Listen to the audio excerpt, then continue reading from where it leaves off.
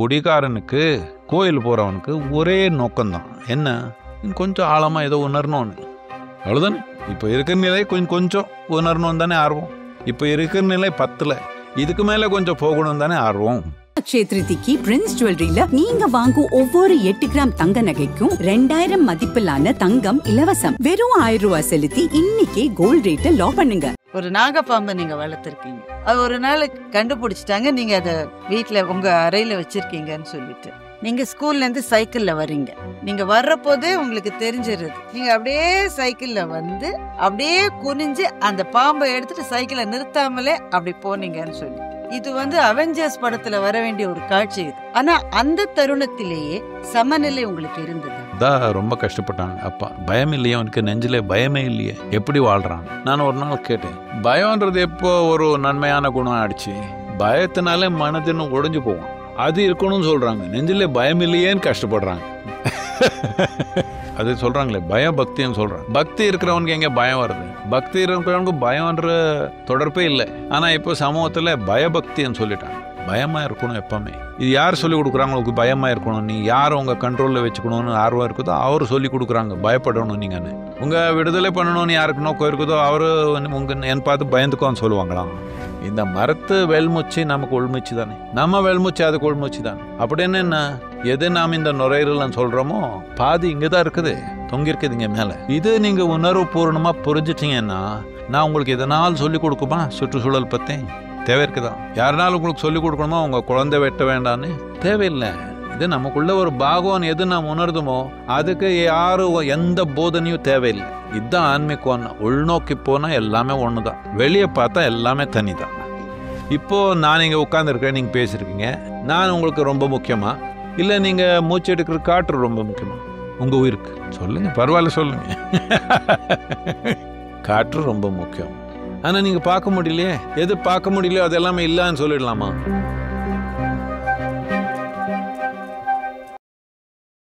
குறைந்த விலை, நிறைந்த தரம், தங்கள் தேவைகள் அனைத்தும் ஒரே இடத்தில். ஜெயச்சந்திரன். பக்தி கதைகள், பக்தி பாடல்கள் மற்றும் ஆன்மீக சொற்பொழிவுகள் மூலம் உங்கள் ஆன்மாவை தூய்மைப்படுத்துங்கள். இன்றைய ஆலய ஆப்பை டவுன்லோட் செய்யவும். வணக்கம் சத்குரு. நமஸ்காரம். வணக்கம். ஈஷா மையத்துக்கு இங்க உங்களை சந்திச்சு இந்த நேர்காணலை செய்கிற வாய்ப்பு கிடைச்சதுக்காக ரொம்ப நன்றி. ரொம்ப சந்தோஷம் நீங்க வந்தது. நான் ஈஷாவுக்கு வருது முதல் முறை. இது இங்க வந்த உடனேயே எனக்கு பிரமிப்பு இல்லை, ஈஷான்னு இங்கே மட்டும் இல்லை, உலகம் முழுக்கமாக இருக்கு. நீங்கள் எங்கே இருந்தாலும் ஈஷாவில் தான் இருக்கிறீங்க. என்னத்துக்குன்னா ஈஷான்னா இது ஒரு ஆர்கனைசேஷன் மட்டும் இல்லை. ஈஷான்னா உயிருக்கு மூலமானது, யாரும் அதுக்கு வெளியே இல்லை. இதுக்குள்ளேயே இருந்தாலும் நான் இன்னும் இந்த இடத்துக்கு வந்ததில்லை. இங்க வந்து ஒரு மணி நேரம் சுற்றி பார்த்தேங்க. இங்க இருக்கிற பல அந்த சிலை வடிவங்களை பார்க்குறப்போ ஒரு சொல் மனசுக்குள்ள வந்தது. மெட்டா லாங்குவேஜ் அப்படின்னு அதை சொல்லலாம். தமிழ்ல அதுக்கு ஒரு சொல் இருக்கு, மீ மொழி. சொற்களுக்கு மிஞ்சிய ஒரு. யார் இவர் 2 பேர் பார்த்தீங்களா?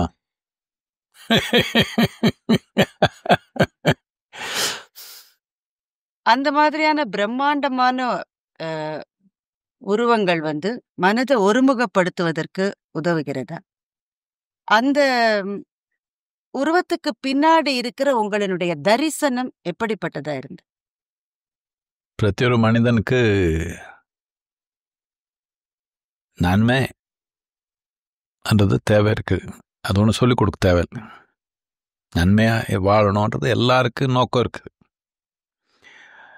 நன்மை எதனால வருது அது புரியாமல் கொஞ்சம் பதற்றம் போராட்டம் நடக்குது வாழ்க்கை.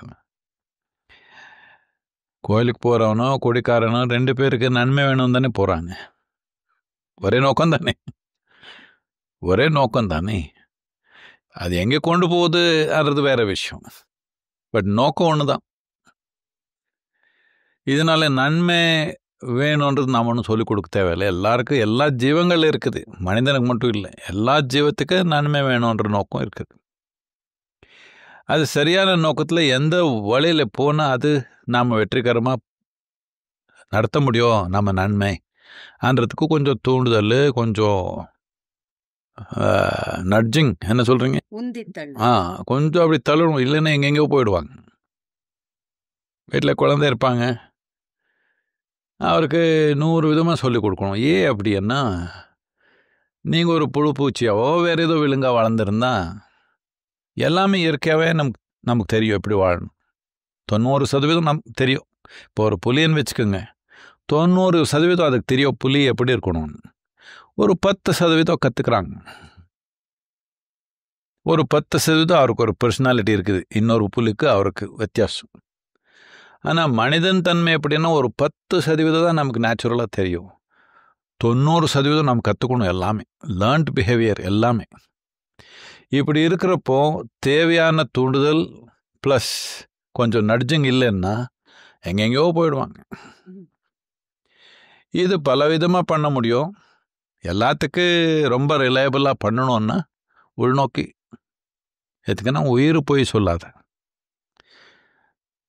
உங்கள் ஸ்கூலில் டீச்சர் என்ன சொல்கிறாங்களோ தெரியல, பொய் என்ன வேணும்னு போய் சொல்கிறாங்க, இல்லை தெரியாமல் சொல்கிறாங்க. என்னென்ன தாய் தந்தை கூட என்ன சொல்கிறாங்கன்னு தெரியல, அவருக்கு எந்த அளவுக்கு புரிஞ்சிருக்குதோ அந்த அளவுக்கு தான் சொல்கிறாங்க. அவருக்கு புரிஞ்ச விஷயம் அவர் ஒன்றும் பெரிய ஞானோதயம் கொண்டு கொண்டு போகல, ஏதோ ஒரு அளவுக்கு வாழ்கிறாங்க. இதனால ஆன்மீகம்ன்றது என்னன்னா உள்நோக்கி பார்த்தா உயிருக்கு என்ன வேணும், உயிர் எப்படி இருக்கணும்னு நினைக்குது அப்படி நாம் இருக்கணும், அவ்வளோதான். என்னத்துக்குன்னா அடிப்படையாக உயிர்னால தான் நாம் எல்லாமே, மித்ததெல்லாம் நாடகம்தான். அப்படி தானே? இப்போ நம்ம 2 பேரும் உயிரோடு இருக்கிறோங்க, இதுதானே அடிப்படை. நான் உயிர் இல்லாமல் இங்கே இருந்தால் நீங்கள் என் கூட பேசுகிறீங்களா, இன்டர்வியூ பண்ணுறீங்களா? இல்லையே. உயிரோடு இருக்கிறதுனால தான் எல்லாமே, மித்ததெல்லாம் அரேஞ்ச்மெண்ட் தான். இப்படியோ பண்ணிக்கலாம் அரேஞ்ச்மெண்ட்டு, அப்படியோ பண்ணிக்கலாம். அரேஞ்ச்மெண்ட்னால உயிர் நடக்காது, உயிர்னால அரேஞ்ச்மெண்ட் தேவை இருக்குது. ஆனால் முக்கியமானது என்னென்னா உயிர் நோக்கி போகும். அதுக்கு தேவையான தூண்டுதல் வேணும், இன்ஸ்பிரேஷன் வேணும், நட்ஜிங் வேணும், கைடன்ஸ் வேணும். இல்லைன்னா எப்படியோ போய்க்குவாங்க. என்னத்துக்குன்னா மனிதனாக பிறந்தீங்கன்னா இயற்கை நம்ம நிர்ணயிக்க வைக்கல, கொஞ்சம் சுதந்திரமாக விட்டாங்க இந்த உயிர். மித்த உயிருக்கு எல்லாமே நிர்ணயிச்சு வச்சுட்டாங்க. இப்படி தான் ஒரு புழுன்னா இப்படி தான், ஒரு பூச்சின்னா இப்படி தான், ஒரு புலின்னா இப்படி தான் நிர்ணயிச்சிட்டாங்க இயற்கையை. நமக்கு நிர்ணயிக்கலை. இது மகத்தான ஒரு வாய்ப்பு. என்னத்துக்குன்னா நம்ம கையில் இருக்குது, நம்ம உயிர் நம்ம கையில் இருக்குது. அதுதான் இப்போ எல்லாரும் கஷ்டப்படுறது. எது வாய்ப்போ அதுவே ஆமாம், மகத்தான வாய்ப்பு போய் இப்போ பாதிப்பாக இருக்குது. நீங்க நிறைய இளைஞர்களை சந்திக்கிறீங்க, மாணவர்களை. நான் இளைஞன் தானேம்மா, என்னம்மா இப்படி பேசுகிறேன்? சரி, ஒரு இளைஞர் நிறைய இளைஞர்களை சந்திக்கிறீங்க. ஐடி இண்டஸ்ட்ரீஸ்ல இருக்கிறவங்க நிறைய பேரை நீங்க சந்திக்கிறீங்க. ஓரளவு நானும் சந்திக்கிற போது எனக்கு என்ன தோணுதுன்னாக்க, அவங்களுக்குள்ள ஆன்மீக கேள்விகள்ன்ற மாதிரி ஏதோ இருக்கு. அவங்க அறிந்த எஜுகேஷன், அந்த கல்வி முறை சோதித்து உண்மையை சரிபார்க்கிற கல்வி முறை அவங்களுக்கு இருக்கு, பேஸ்ட் ஆன் எக்ஸ்பெரிமெண்டேஷன். ஆனா அதை வைத்துக்கொண்டு பிரபஞ்சத்துல இருக்கிற பல கேள்விகளுக்கு அவங்களால பதில் தேட முடியல. அப்பா அம்மாவால சொல்லித்தர தெரியல, ஆசிரியர்களால சொல்லித்தர தெரியல. அந்த கூகுள் பாட்டி இருக்காங்களே, அது தப்பா சொல்லி கொடுக்க. எல்லாரும் அப்படிதான், அவருக்கு தெரிஞ்சுதானே சொல்லுவாங்க. சொல்லாமா அந்த தனக்கு தெரிந்ததுல குறைகள் இருக்குன்னு கூட ஒத்துக்காத மனநிலையும் இருக்கிற ஒரு சமூகமா இருக்கு. இப்போ உங்களை நாடி வராங்க, உங்களிடம் அவர்களை எது ஈர்க்கிறதுன்னு நீங்க நினைக்கிறீங்க? முக்கியமாக இளைஞன் என்ன நீங்கள் புரிஞ்சுக்கணும். இப்போ நீங்கள் யாரோ ஒருத்தருக்கு இளைஞர்னு சொல்கிறீங்க, என்னத்துக்கு? நீங்கள் கொஞ்சம் அவருக்கு சீனியர், அவர் உங்களுக்கு ஜூனியர், அவ்வளோதானே. சில வருடம் முன்னாடி வந்துட்டீங்க, அவ்வளோதான். அவர் கொஞ்சம் லேட்டாக வந்தாங்க அப்படின்னா இன்னும் அது கொஞ்சம் உயிர் கொதிக்குது. இந்த டைமில் முக்கியமானது சமநிலை வேணும். சக்தி இருந்தால், சமநிலை இருந்தால், இந்த சக்தி சமநிலை சேர்ந்து ஒரு பிரமாதமான விஷயம் ஆகிடும். சக்தி இருக்குது, சமநிலை இல்லைன்னா அது எங்கேயோ போய்க்குது. இப்போ அதே சக்தி தான். இப்போ பாருங்கள், எந்த சக்தி ஒரு வெடியாக போகுதோ, ஒரு பாம்பாக போகுதோ, அதே சக்தி தானே இங்கே லைட்டாக வேலை பண்ணுது, ஃபேனாக வேலை பண்ணுது, இன்னொன்னா வேலை பண்ணுது. அதே சக்தி தானே. இப்போ நியூக்ளியர் எனர்ஜின்னு சொல்கிறாங்க. என்ன வேணாலும் பண்ணிக்க முடியும். சக்தி அப்படி தான், அதுக்கு ஒன்றும் நோக்கம் இல்லை. நாம் எப்படி நோக்கம் கொடுக்குறோமோ அப்படி தான். இளைஞனாக இருக்கிறப்போ சக்தி அதிகமாக இருக்குது, சமநிலை இல்லை, எக்ஸ்பீரியன்ஸ் இல்லை. எக்ஸ்பீரியன்ஸ் தேவையில்லை நமக்கு. சமநிலை இருந்தால் நம்ம எக்ஸ்பீரியன்ஸை நல்லபடியாக நம்ம பண்ணிக்கலாம். இப்படி இருக்கிறப்போ முக்கியமானது என்னன்னா, ஒன்று அந்த புத்துணர்வு சக்தி உங்ககிட்ட இருந்தால், அவருக்கு மேலே நீங்கள் புத்துணர்வாக இருந்தால் உங்கள் நோக்கி வருவான். கொஞ்சம் இப்படி ஆயிட்டீங்கன்னா, ஐயோ எதுக்கு இருக்கிறா இவனை உயிரோட நினச்சிக்கிறாங்க அவர். ஆனால் இப்படி ஆயிடுச்சு நம்ம நாட்டில், எல்லா இடத்துல. நம்ம நாட்டில் முதல் இப்படி இல்லை. ஆன்மீகம்னா எல்லாத்துக்கும் உயிரோட்டமாக இருக்கிற தன்மை. இப்போ நம்ம கேலண்டரில் பார்த்தா ஆன்மீகம்னா இப்படி உட்காந்துக்கணும்னு ஆயிடுச்சு. இப்போ நீங்கள் இது பின்னோக்கி பார்த்தீங்கன்னா, நாம் யார் ஆன்மீகத்துக்கு மூலம் நினைக்கிறோம்? ஏதோ கிருஷ்ணான்னு நினைக்கிறோம், சிவான்னு நினைக்கிறோம். எப்படி இருக்காங்க பாருங்க, புத்துணர்வா இல்லையா? முழு புத்துணர்வு. நீங்கள் வாரியர் மாதிரி பார்த்துருக்கலாம், ஏதோ ஒரு போஸ் மட்டும் தான் அது. பலவிதமாக இருக்கிறாங்க, ஆனால் முழு புத்துணர்வு. என்னத்துக்குன்னா ஆன்மீகம்னா புத்துணர்வு தான். என்னத்துக்குன்னா ஆன்மீகம்னா உடல் தாண்டி இருக்கிற தன்மை. உடல் தாண்டி இருக்கிற தன்மைக்கு வயசு கிடையாது. இப்போ பிறந்த மாதிரி தான். எப்போ இந்த மாதிரி ஒரு புத்துணர்வு, அது கூட சமநிலை ரெண்டு பார்த்தாங்களோ, இளைஞருக்கு ஒரு ஈர்ப்பு தானாகவே வந்துடும். வேற வழியே இல்லையா அவருக்கு. சமநிலை சக்தி, அது நீங்க சொன்னீங்க. மகாகவி பாரதி எழுதுறாரு, சக்தி பொய்கையில் நான் ஒரு மலர் அப்படின்னு எழுதுறாரு. அப்போ ஒரு நதி மாதிரி போகுது சக்தினா, அதுல அடிச்சுட்டு போற பூ மாதிரி தான் மனித வாழ்க்கைய. எனக்கு அந்த அளவுக்கு தமிழ் போயிட்ரி எல்லாம் புரியல. முக்கியமாக நான் எப்படி நினைக்கிறேன், எனக்கு அதுக்கு நீங்கள் கரெக்டாக சொல்லணும். அது எனக்கு சக்தி பொய்கையில் நான் ஒரு மலர். river of energy, in that I am a flower. It is so. இப்போ நாம் எது உருவம் நினைக்கிறோமோ, இப்போ நவீன விஞ்ஞானத்தில் இது சொல்கிறாங்க, நாம் யோக கலாச்சாரத்தில் முதலேருந்து சொல்லியே வந்திருக்கிறோம். ஆனால் இப்போ நவீன விஞ்ஞானத்தில் சொல்கிறாங்க எல்லாமே ஒரு சக்தி தான். உருவன்றது தப்பானது. என்னத்துக்குன்னா இது ஒரு அதிர்வு மட்டும்தான். எல்லாம் பலவிதமான சக்தி தான். எது நான் நினைக்கிறீங்களோ, எது மரம் நினைக்கிறோங்க, எல்லாமே ஒரே சக்தி தான். பல விதமாக ஏற்பட்டிருக்குது. இப்போது நானும் நீங்கள் தனித்தனி மனிதன், நீங்கள் உட்காந்துருக்கோம். அது ஒரு உடல், இது ஒரு உடல். நீங்கள் சொல்ல வேண்டாம், இந்த மாதிரி எக்ஸாம்பிள் தான் நான் எடுக்கிறேன். அதனால தான் கொஞ்சம் பிரச்சனை. நீங்கள் 100 வருஷத்துக்கு அப்புறம் நீங்கள் சத்திட்டீங்கன்னு வச்சுக்கோங்க, நான் அதுக்கு முதல்ல போயிடுவேன். நான் என்ன எங்கே புதிச்சிட்டாங்களோ அங்கேயே உங்கள் வந்து புதிச்சிட்டா, மண்ணில் 2 பேரும் ஒன்றும் பிரச்சனை இல்லாமல் மண்ணாயிடுவோமா? இப்போ இது தனி அது தனி. ஸோ எல்லாமே அதே ஆறுதான் ஓடுது. ஒன்று இப்படி வருது, ஒன்று அப்படி வருது. ஒன்று பூ மாதிரி வரலாம், இன்னொன்று முள் மாதிரி வரலாம். ஆனால் எல்லாமே ஒன்று தான், ஒரே சக்தி தான். இதனால தான் நான் சொன்னேன், நோக்கம் நாம் கொடுக்கலன்னா இதே சக்தி ஒரு நாசம் படுற மாதிரி ஒரு சக்தியாக வர முடியும், இல்லை ஒரு நன்மை உருவாக்குற மாதிரி ஒரு சக்தியாக வர முடியும். அதே சக்தி தான். இதுதான் நான் சொன்னேன், குடிகாரனுக்கு கோயில் போகிறவனுக்கு ஒரே நோக்கம்தான். என்ன, கொஞ்சம் ஆழமாக ஏதோ உணரணும்னு, அவ்வளோதானே. இப்போ இருக்கிற நிலை கொஞ்சம் உணரணும் தானே ஆர்வம். இப்போ இருக்கிற நிலை 10, இதுக்கு மேலே கொஞ்சம் போகணும் தானே ஆர்வம். நிறைய இளைஞர்களுக்கு வந்து இந்த பிரபஞ்சத்தை பற்றி கேள்விகள் இருக்கா அப்படின்றது எனக்கு தெரியல. ஆனா அந்த உள்நோக்கி போகணும்னு நீங்க சொன்னீங்கல்ல, சமநிலையும் சக்தியும் இருக்கணும். இப்போ உங்களை பற்றி ஒரு கேள்வி, உங்களுடைய இளமையை பற்றி நீங்க சொல்லி, இப்பதானே இளமை தானே, இதை விட இளமையா இருந்தது, மிக மிக சின்ன குழந்தை இருந்த, சின்ன குழந்தையா உங்க வந்து உங்களுடைய புத்தகத்துல எழுதிருக்கீங்க, ஒரு நாகப்பாம்பை நீங்க வளர்த்திருக்கீங்க. கண்ணாடி வளர்த்துல அது வளர்ந்துச்சு, எனக்கு கூட இருந்து உங்க கூட இருந்துச்சு. அது ஒரு நாள் கண்டுபிடிச்சிட்டாங்க, நீங்க அத வீட்டுல உங்க அறையில வச்சிருக்கீங்கன்னு சொல்லிட்டு. அந்த நாகப்பாம்பு அங்க வச்சு ஊரே கூடி இருக்கு. நீங்க ஸ்கூல்ல இருந்து சைக்கிள்ல வர்றீங்க. நீங்க வர்றபோதே உங்களுக்கு தெரிஞ்சிருது, உங்களை சும்மா சரி பரவாயில்லன்னு சொல்ற மாதிரி நிலைமை இல்லைன்னு. பயத்துல இருக்காங்களே, பரவாயில்லன்னு இப்படி சொல்றாங்க. உயிர் பயத்துல இருக்கிறாங்க. உயிர் பயத்துல இருக்காங்க. நீங்க அப்படியே சைக்கிள்ல வந்து அப்படியே குனிஞ்சு அந்த பாம்பை எடுத்துட்டு சைக்கிளை நிறுத்தாமலே அப்படி போனீங்கன்னு சொல்லி, இது வந்து அவெஞ்சர்ஸ் படத்துல வர வேண்டிய ஒரு காட்சி இது. அது என்னது? அது என்னது? இது வந்து இந்த சூப்பர் ஹீரோஸை வச்சு ஹாலிவுட்ல படங்கள் நிறைய வருது. எல்லாருக்கும் பெரும் சக்தி இருக்கிறவங்கள காட்டுறாங்க. அவர் என்னென்னமோ அங்கிருந்து குதிக்கிறாங்க, இங்க நான் அப்படியெல்லாம் குதிக்கல, பார்த்துதான் குதிச்சேன், எங்க குதிக்கணும். அப்ப அந்த காட்சியை நான் விஷுவலைஸ் பண்ற போது அந்த பிரவாகம் எடுக்கிற அந்த ஒரு சக்தியை வந்து என்னால உணர முடிகிறது. ஆனா அந்த தருணத்திலேயே சமநிலை உங்களுக்கு இருந்ததா? அந்த டைம்ல நான் என்ன 16 17 வயசு இருக்கு, 16 இருக்கலாம். இப்ப விட ஒரு வயசு 2 வயசு. அவ்வளோதான். அப்போ சமநிலைன்னு இல்லை, குதிக்கிற மாதிரி சக்தி இருந்தது.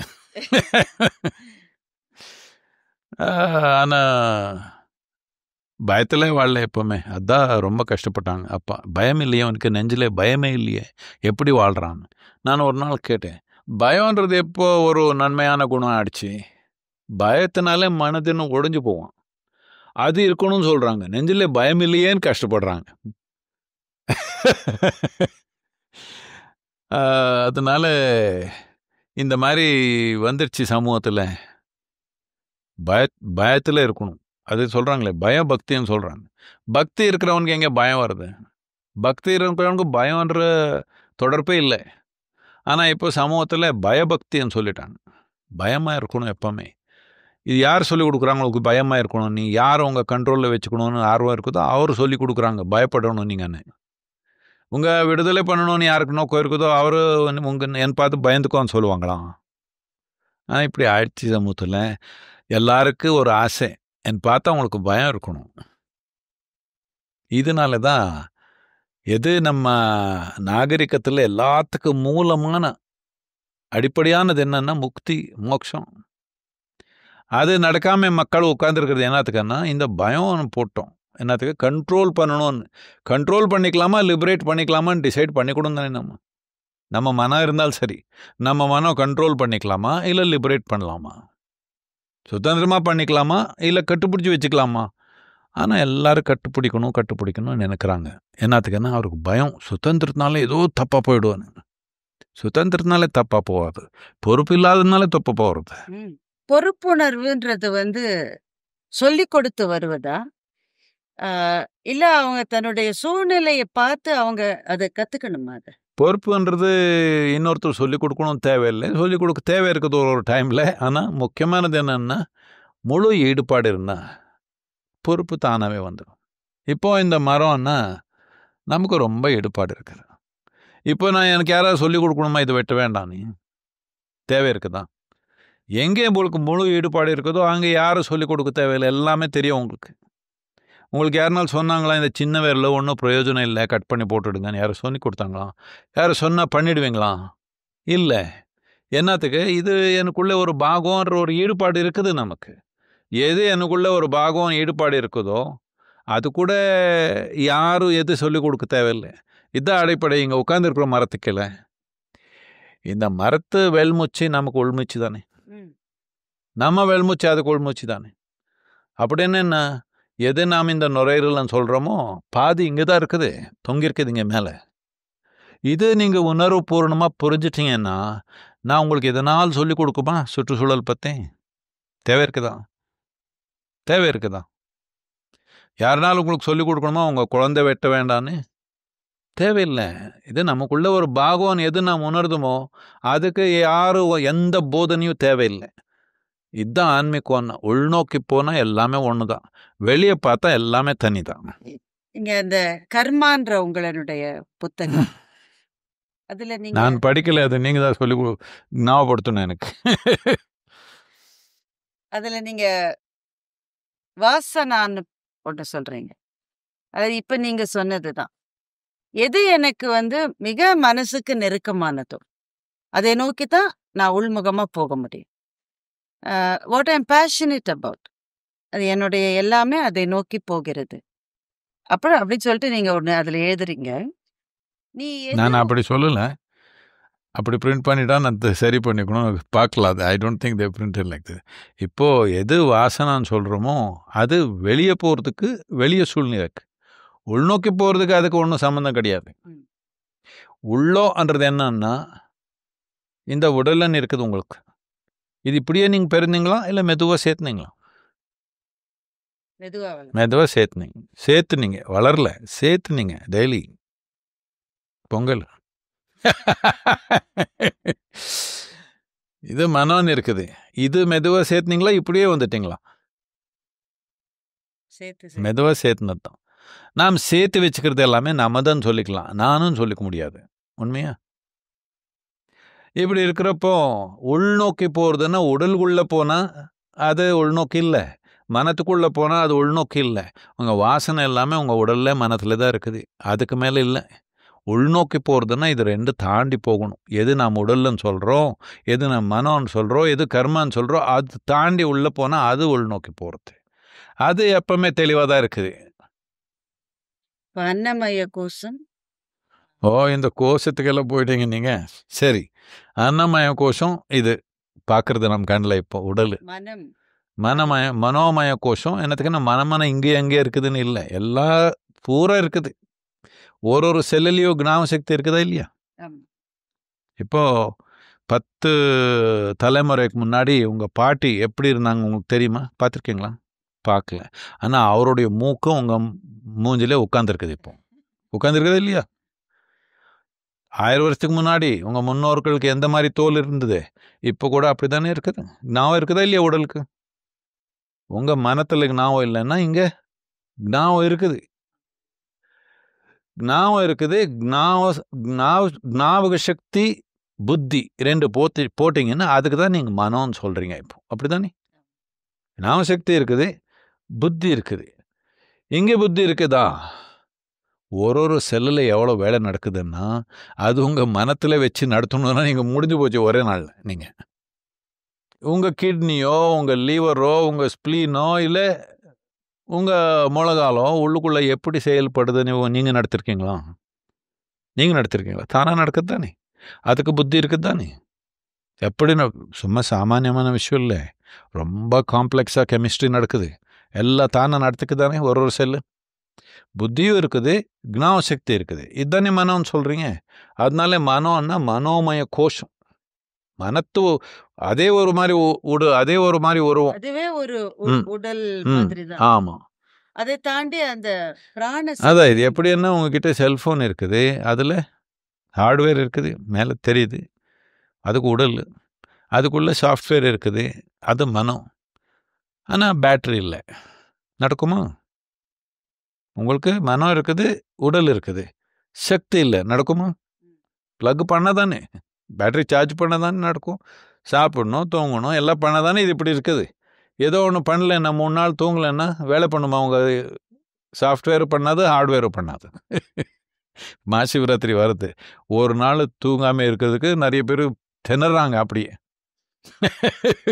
ஒரு நாள் உணவு இல்லாமல் தூங்காமல் இருக்கிறது ரொம்ப பிரச்சனை. என்னத்துக்குன்னா பிழைப்புக்கு மூலமானது இது ரெண்டு தான் உங்களுக்கு, உணவு, தூக்கம். இது ரெண்டு ரொம்ப வெரி டீப் ரூட்டட் கம்பல்சிவ்னஸ் இந்த பாடி, உடலில் மனத்தில் இருக்குது. ஓய்வு தேவையான ஓய்வு இல்லை, உணவு இல்லை, நடக்குமா? இல்லை. இதனால சக்தி, இதுக்கு நாம் பிராணமய கோஷம்னு சொன்னோம். இந்த 3 பொருள் தன்மை தான் இது. கொஞ்சம் சூக்ஷ்மமாக இருக்குது, அவ்வளோதான். இது எப்படின்னா ஒரு லைட் பல்ப் பார்த்தீங்க, அது பொருள்னு தெரியுது. ஆனால் அதுக்கு பின்னாடி இருக்கிற எலக்ட்ரிசிட்டியும் பொருள் தானே, எலக்ட்ரான் தானே ஓடுது, வெளிச்சம் வருது, அது பொருள் தானே. வெளிச்சம் எப்படி பொருள்? வெளிச்சம்னா சக்தி. அதுலேருந்து வந்து இதுலேருந்து வந்து சொல்கிறாங்க, அப்படி இல்லை. நீங்கள் லைட் பற்றி சவுண்டு பற்றி ஏதோ படிச்சிங்க கொஞ்சம் ஸ்கூலில். எந்த கிளாஸில் படிச்சிங்க? ஸ்பிரிச்சுவாலிட்டி கிளாஸில் படிச்சிங்களா, ஃபிசிக்ஸில் படிச்சிங்களா? அப்படின்னா அது பொருள் தானே. இப்படி கையில் இப்படி தடுத்த முடியுமா இல்லையா லைட்டு? நான் அது இதுதான். அதே விதமாக உடல், மனம், பின்னாடி இருக்கிற சக்தி எல்லாமே பொருள் தன்மை தான், ரொம்ப சூக்ஷ்மமாக இருக்குது. அதுக்கு தாண்டி போனால் ஆனந்தமய கோஷம்னு சொல்லுவோம். இந்த ஆனந்தமய கோஷம்ன்றது அப்படின்னா ஒரு ஆனந்தத்தை ஒரு ஒடியுசே பபுள் இல்லை ஒரு பலூனில் ஆனந்தம் இருக்குதா? அப்படி இல்லை. அது என்ன நமக்கு புரியல. அது தொட்டால் நமக்கு ஆனந்தமாக இருக்குது. இப்போ நமக்கு ஏதோ ஒன்று யாரோ ஒருத்தர் கொடுத்தாங்க, ஏதோ ஒன்று சாப்பிட்டா இனிப்பாக இருக்குது. அது என்ன நமக்கு புரியல. நம்ம என்ன சொல்லுவோம்? இனிப்புன்னு சொல்லுவோம். இதே விதமாக நம்ம தொட்டால் நமக்கு ஆனந்தமாக இருக்குது. அதனால நம்ம ஆனந்தமாக கோஷம்னு சொல்லுவோம். என்னத்துக்குன்னா அது பொருள் தன்மைக்கு சம்மந்தப்பட்டது இல்லை. ஆனால் இந்த பொருள் தன்மையிலேருந்து அது போகிறதுக்கு நடுவில் இன்னொன்று இருக்குது. இது ஒரு டிரான்சிஷன். இதுலேருந்து அதுக்கு போகணும். இது பொருள் இல்லை, பொருள் தாண்டி பொருளேற்ற தன்மையும் இல்லை. இது நடுவில் ஒன்று இருக்குது. இதுக்கு விஞ்ஞானமய கோஷம்னு சொல்லுவோம். விஞ்ஞானம் என்னென்னா, இந்த 5 புலங்கள் இருக்குது. நான் இங்கே இருக்கிறேன்னு உங்களுக்கு எப்படி தெரியும்? நீங்கள் கண்ணில் பார்க்குறீங்க, காதில் கேட்குறீங்க. இது 2 இல்லைன்னா நான் சும்மா உட்காந்தா உங்களுக்கு தெரியல. அப்படி தானே? தொட்டு பார்க்க முடியும். கண்ணு தெரியலன்னா தொட்டு பார்த்துக்கிறோம், இல்லைன்னா வாசனை பிடிச்சிக்கிறோம். இப்படி இந்த 5 புலங்கள் செயல்படுறதுனால தான் உங்களுக்கு என்ன நடக்குதுன்னு நீங்கள் தெரியும். எது நீங்கள் 5 புலங்களில் புரிஞ்சுக்கிறீங்களோ அது ஞானம். அது 5 புலங்களை எது நீங்கள் புரிஞ்சுக்க முடியலையோ அது விஞ்ஞானம். அது தாண்டி இருக்கிற தன்மை. அதுக்கு இதுக்கு விஞ்ஞானமய கோஷம்னு சொன்னோம். அது நடுவில் இருக்குது. இது ஆனந்தமயத்துக்கும் இதுக்கும் நம்ம சென்ஸ் ஆர்கன்ஸில் நம்ம பார்த்து தொட்டு புரிஞ்சுக்க முடியல, ஆனால் இருக்குது. இப்போது ரொம்ப எளிமையாக எடுத்துக்கணுன்னா இப்படி எடுத்துக்கலாம். இது உண்மை இல்லது, நான் ஒரு உதாரணமாக சொல்கிறேன். இப்போது நான் இங்கே உட்காந்துருக்கேன், நீங்கள் பேசியிருக்கீங்க. நான் உங்களுக்கு ரொம்ப முக்கியமா, இல்லை நீங்கள் மூச்சு எடுக்கிற காற்று ரொம்ப முக்கியமா உங்கள் உயிருக்கு? சொல்லுங்கள், பரவாயில்ல சொல்லுங்கள். காற்று ரொம்ப முக்கியம். ஆனால் நீங்கள் பார்க்க முடியலையே. எது பார்க்க முடியலையோ அது எல்லாமே இல்லைன்னு சொல்லிடலாமா? எது நான் பார்க்க முடியாதோ, நான் உணர முடியாதோ, அது உலகத்தில் பிரபஞ்சத்தில் இல்லைன்னு சொன்னால் இது அஜ்ஞானத்துக்கு திரும்ப இது உச்சி நிலை. இது அஜ்ஞானத்துக்கு ரொம்ப உச்சி. இதனால தான் யோக நாகரிகத்தில், இந்த கலாச்சாரத்தில் நம்ம என்ன சொல்கிறோம்னா, நாம் எப்பவுமே நமக்கு எது தெரியாததோ அது கூட தான் நமக்கு அடையாளம். நமக்கு தெரிஞ்ச விஷயம் நமக்கு அடையாளம் இல்லை. என்னத்துக்குன்னா, இங்கே லைப்ரரி பக்கத்தில் உட்காந்துருக்குறோம். இது பெரிய லைப்ரரி இல்லை, ஸ்கூல் லைப்ரரி. அப்படி இருந்தாலும் இந்த மாதிரி ஒரு கோட்டி லைப்ரரி நீங்கள் சேர்த்துனாலும் எல்லாம் நீங்கள் படிச்சிட்டாலும் ஜீர்ணிச்சிட்டாலும் உங்களுக்கு என்ன புரிஞ்சிருக்குது இந்த பிரபஞ்சத்தில்னா இவ்வளோ ஒரு சொட்டு கூட இல்லை. அது அப்படி தானே? அப்படின்னா அந்த சொட்டு கூட நீங்கள் அடையாளம் எடுத்தீங்கன்னா நீங்கள் அந்த மாதிரி சொட்டாயிடுவீங்க. ஆனால் உங்களுக்கு தெரியாதது எது? பிரம்மாண்டம் தானே. நமக்கு அது எப்படி வரலாம், அதுக்கு தெரியாது எனக்கு. அது சரி. நீங்கள் தெரியாதது எல்லாம் இல்லாது தானே. தெரிஞ்சது இவ்வளோ தானே இருக்குது. தெரியாதது என்னன்னா இவ்வளோதான். இப்போ நீங்கள் இங்கே கண்ணு உங்களுக்கு தெரியுது, வெளிச்சிருக்குது. நாங்கள் அம்மா இங்கே நடுங்கமான சுகமாக நடப்பீங்க. பூரா இருட்டாக பண்ணிட்டோம். ஒன்றும் தெரியலன்னா ஒன்றும் தெரியல. இங்கே நடுங்கமானா இப்படி ஆயிடுச்சு. இப்போ என்ன ஆகுது? சூப்பர் அலர்ட் ஆகிட்டிங்க. உங்கள் புத்தின்றது உங்கள் மனத்தை எல்லா தன்மையும் முழிச்சு உட்காந்துடும். பார்த்துருக்கீங்களா? ரொம்ப இருட்டில் இப்படி நடக்கணும்னா எல்லாம் சூப்பர் அலர்ட் ஆகிடுச்சே இல்லையா? அப்படி தான் இருக்கணும் வாழ்க்கை முழுக்கமாக. அப்போ தான் ஞானோதயம். இப்படி தூங்குனீங்கன்னா தூங்கின உடல் நம்ம உயிர் என்ன நினச்சிக்குதா? இவனுக்கு சாகிறதுக்கு தான் விருப்பம்னு நினச்சிக்குது. புத்தி சக்தியே நாம் தூக்கத்தில் வச்சுட்டா நம்ம உயிர் என்ன புரிஞ்சுக்குதான்னா இவனுக்கு சாகிற நோக்கம் இவனுக்கு என்னத்துக்குன்னு அப்படியே கொண்டு போகுது. எப்போ எல்லாமே புத்துணர்வு அப்படி வச்சுங்க, இப்போது இவனுக்கு உணரணுன்ற ஆர்வம். எதனால் ஒன்று உணரணுன்னா நீங்கள் முழிச்சிருக்கணும் தானே, முக்கியமானது அடிப்படையாக. இப்போ இந்த இடம் நீங்கள் உணரணுன்னா முழிச்சிருக்கணும். தூங்கிட்டா நீங்கள் எப்படி? இப்போ நாம் தூங்குறதுக்கு பலவிதமான கருவி வச்சுருக்குறோம். எந்தெந்த விதமாக தூங்க முடியும்னா நீங்கள் ஏதோ 4 விஷயம் புரிஞ்சுட்டா அது கூட அடையாளம் தூங்கிடுவீங்க. எல்லாம் தெரிஞ்ச மாதிரி இருக்குது. இன்றைய இளைஞனுக்கு இதனை எப்படி சொல்லுவீங்க? நல்லா தானே சொல்லியிருக்கிறேன். அதுக்கு தான் இங்கே பாருங்கள், ஆசிரமத்தில் எல்லா இளைஞர் தானே இருக்கிறாங்க. இப்போ நான் எல்லாருமே இளைஞர்கள்னு நீங்க சொல்றத ஒரு ஆர்குமெண்ட்டுக்காக எல்லாரும் சொல்லல, பாருங்க எல்லா இளைஞர் தான். ஐயோ, அவங்க சில கேள்விகளோட வர அவங்க கிட்ட, நீ எந்த நேரமும் அலர்ட்டா இருந்தா practically how is it going to be? அவ்வளோதான். எனக்கு தெரியாது என்ற ஒரு உண்மை. முக்கியமானது இந்த உயிர். நீங்கள் உயிர் தானே? நீங்கள் இல்லை பாட் ஒன்றும் இல்லை தானே? நீங்கள் ஜிபி அந்த மாதிரி இல்லை. நீங்கள் உயிர் தான். இந்த உயிர் இது எங்கேருந்து வந்தது உங்களுக்கு தெரியுமா? இல்லை. எங்கே போகுது தெரியுமா?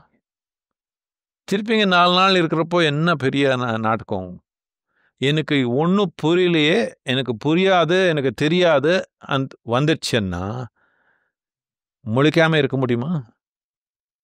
அப்ப ஹியூமிலிட்டியோட இருக்கணும்னு சொல்லி அப்படி இப்படி இல்லை. அதெல்லாம் சோஷியல் நான்சென்ஸ். ஹியூமிலிட்டி இது அது எல்லாமே. இப்போது எனக்கு அடுத்தபடி எங்கே வைக்கிறனோ அது என்ன இருக்குதோ அங்கே தெரியலன்னா அலர்ட் இல்லை. தூங்க முடியுமா? நீங்கள் தூங்கிட்டே நடக்க முடியுமா? இப்போ வெளிச்சம் இருக்குது, யார் பார்க்காம இப்படி இப்படி இப்படி போய்க்கலாம். பூரா இருட்டாயிடுச்சு, எவ்வளோ இதாகிடுவீங்க. இது வெறும் மனம் மட்டும் இல்லை, எல்லாமே அலர்ட் ஆகிடும். இப்படியே வச்சிங்கன்னா ஒரு க்ஷணம் ஞானோதயம் ஆகிடும். எப்படி தப்பிச்சுக்க முடியும் மனிதன்? உள்ளுக்குள்ளே இருக்க லைட்டை ஆஃப் பண்ணிவிட்டு எனக்கு ஒன்றும் தெரியலைன்னா ஒன்றும் தெரியாது. எந்த நொடியும் அப்படி இருப்பது சாத்தியமான்னு அதான் சொல்கிறேன். நான் கேட்குறேன், ரொம்ப இருட்டாயிடுச்சு, அடுத்த படி எங்கே வைக்கிறேன்னு உங்களுக்கு தெரியல, அப்படியே இருப்பீங்களா? இல்லையா? அவ்வளோதான். இதுக்கு தான் சொன்னேன், நமக்கு எது தெரியாதோ அது கூட நமக்கு அடையாளம் வந்துடுச்சுன்னா எப்போவுமே அப்படி தான். எனக்கு ஏதோ 4 வார்த்தை தெரியும், அதே வச்சுட்டு இதுதான் சொன்னால் அவ்வளோதான்.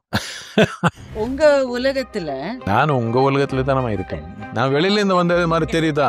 இது என்ன ஆயிடுச்சுன்னா நான் இப்படி இருக்கிறதுனால ஏதோ நான் வித்தியாசமான ஆளுன்னு நினச்சிட்டிங்க. அப்படி இல்லை, என்கிட்ட சொத்து இருக்குதுன்னு நினைக்கிறீங்க. உங்கள் நான் சக்தி எடுத்துட்டேன். இப்படி நான் இது பண்ண முடியும். நான் உங்களுக்கு மீடியாவிலேருந்து வந்தாங்க, என்ன நீங்கள் கிட்னி திருடிட்டு அமெரிக்காவுக்கு எக்ஸ்போர்ட் பண்ணுறீங்களா అని கேட்டேன்.